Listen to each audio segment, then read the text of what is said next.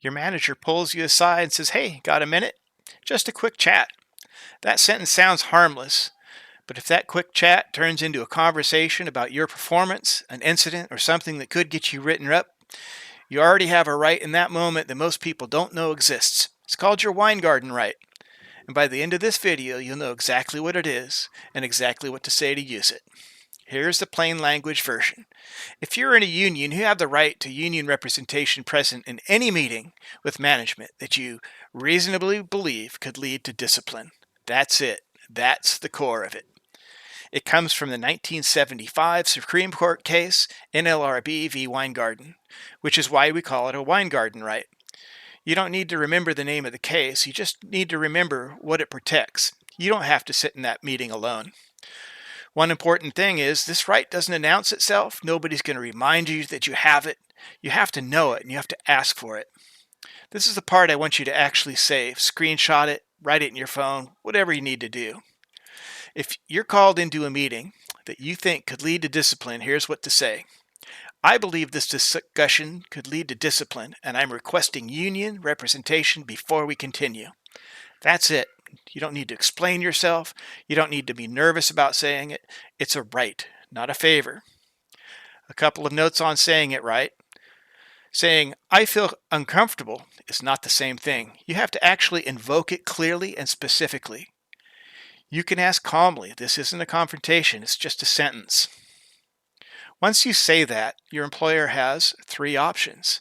Number one, they can stop the meeting and reschedule for when a union rep can be present. Number two, they grant the request and let your rep join right then. Number three, they end the meeting altogether. No discipline discussion happens without your rep present.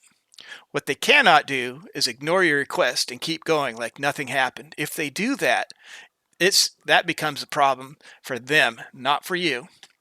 So going in, know this. You're not going to get punished for asking. The worst outcome is the meeting gets pushed back to another day. A few things that trip people up. Waiting too long. Once the meeting has already gone sideways, it's harder to invoke this cleanly. Ask for it right away if you sense where it's headed. Being vague. I don't feel comfortable. Doesn't invoke it. You have to be specific. This could lead to discipline, and you want representation. Assuming that it covers everything.